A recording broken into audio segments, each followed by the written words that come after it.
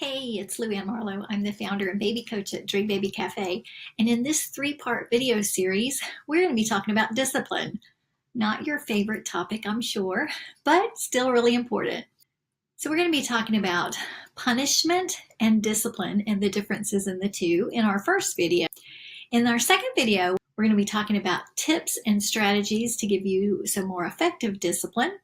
And in our third video, we're going to be talking about some reasons why your children might not react to your discipline the way that you expected and what you can do about that.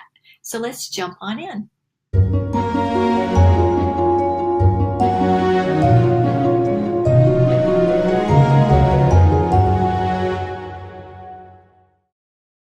Today, I want to talk to you about discipline. Now, this is probably the least favorite part of parenting. I know that. It's something that I think we all struggle with. We wish we never had to do that. Our children just automatically were perfectly behaved little angels. But unfortunately, that's not the case. This is in response to a question that I got from a parent. And so I'm going to talk to you a little bit about the difference in discipline and punishment. And specifically what I want to talk to you about today is how you interpret your child's behavior and then how you react to that. So first of all, let's talk about discipline and punishment. So sometimes that gets a little confusing. When you're thinking about discipline, you're thinking about teaching your child. So you have to remind yourself that when your child is born, they don't know much of anything. And so we are our child's teachers, and we are teaching them kindness and self-control and respect for others and respect for others' property. We're teaching them how to treat others gently. Basically, we're teaching them some life skills and some social skills so that they can have better relationships in life. That's what discipline is. But oftentimes we think about discipline as really punishment. We're not so much teaching, but we're using discipline as a method of stopping something that we don't want to see, stopping some unwanted behavior. And that's really all that a lot of parents do. They're not so much teaching what they want, but they're trying to stop what they don't want with punishment. A lot of times, parents are using what they think is discipline as payment, making children pay for the mistakes that they made in punishing them. And there's a big difference there. You're going to get a different reaction based on which of those you're using. If your focus is on discipline and teaching, you're going to get a better response from your child than if you are using punishment. Now, punishment works for a lot of people in stopping behavior, but it doesn't always teach a child what it is that you're trying to accomplish. So for example, if you're using punishment, you can get your child to stop something, but they will stop it because they want to avoid the punishment, but they're not actually learning why they're doing something. And so a lot of times children will rebel against something that you're trying to teach them. Like later on, they will start to do that behavior once they get out from under the control of that punishment. So the first thing you want to do is you want to look at which one of those you're using and maybe try to change your methods and just try to change your mindset about that. Do you want to teach your child how to behave? Or do you just want to stop something? And sometimes, we want to do both. We want to stop something that we don't want to see, but we want to help teach our child to behave when we're not standing, over them. So that's the difference in discipline and punishment. Another thing that helps when you're looking at discipline is looking at what your child is capable of. So if you have appropriate expectations for your child, then that helps a little bit in knowing whether your child needs to be disciplined or not. So a lot of times parents just have inappropriate expectations. We expect children to do things that they just aren't capable of doing physically, emotionally, developmentally. So if you are sitting in church with your child and you expect them to sit there quietly, not making any noise for that hour-long, church service, and your child is wiggling and wanting to talk, and they're only 2, that's inappropriate. You need to have some things to keep your child busy and active and engaged. If your child is 10, that's a little bit different.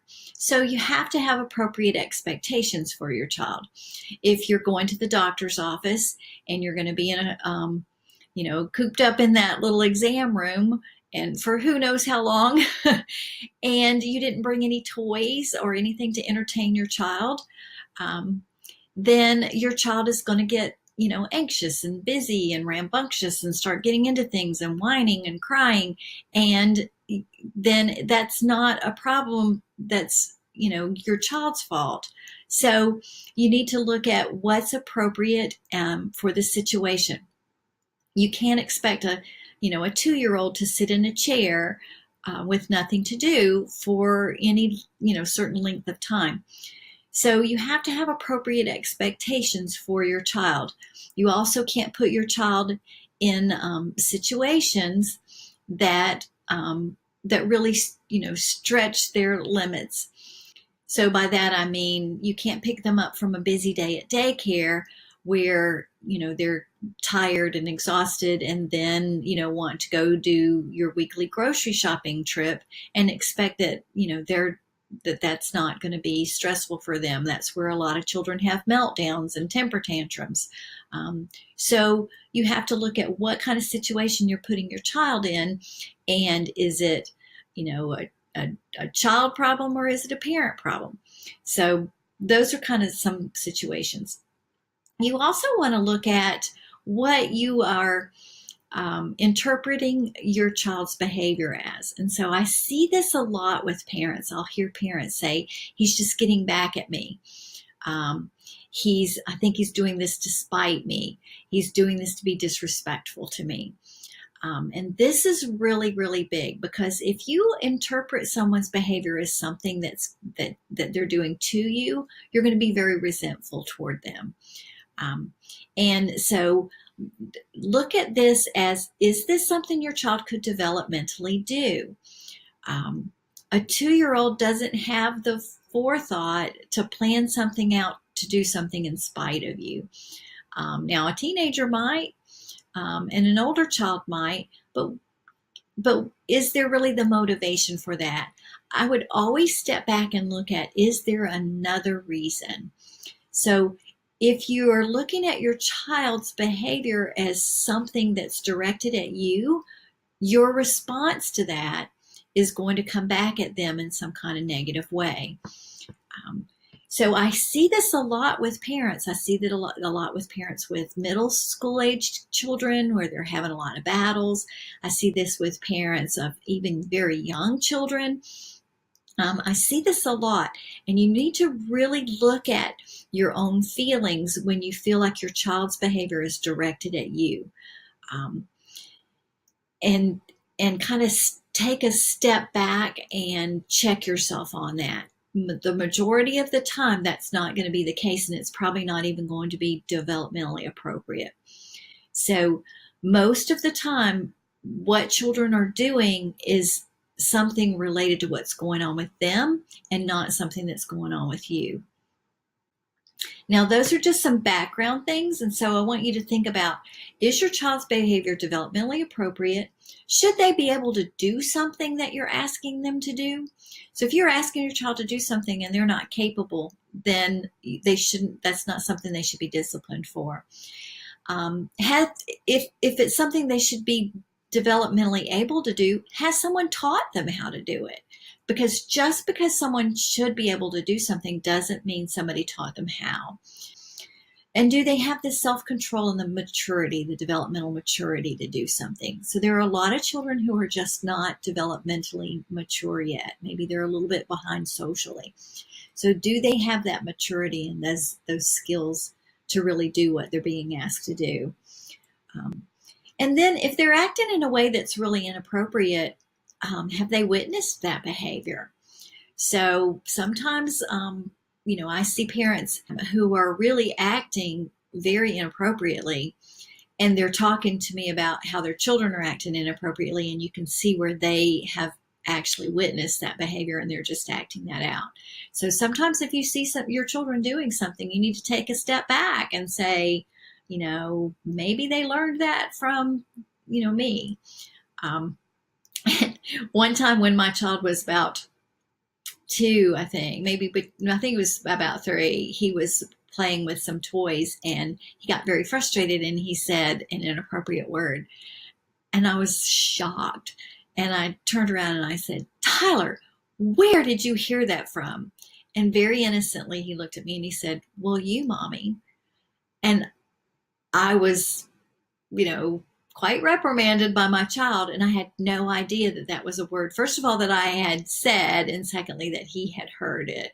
And, we have to be really careful in our home about what our children are witnessing. So the first thing that you need to understand is that children learn discipline and behavior by observation. And so you are modeling the kind of behavior that you want your children to see. And so in your interactions inside your home with between mom and dad, in your interactions out in the community, and the way that you treat, sales people and wait staff and people in the drive-through, and the way that you talk to people in traffic, the way that you interact with people when you get angry and frustrated, those are all ways that you are teaching your children how to respond in conflict, and the way that you are teaching your children how to behave. And so they are going to model what they see far more easily than what you are trying to teach them. So another thing that helps is to know where you are coming from, what your motivation is in discipline. So what kind of emotions is your child's behavior bringing up inside of you? So when your child misbehaves, what's the feeling that that's bringing up in you? Is the reaction that you feel something about you? And I mentioned this a little bit earlier. So does this make you feel like he's ignoring me, he doesn't like me, what he's doing is making me feel crazy?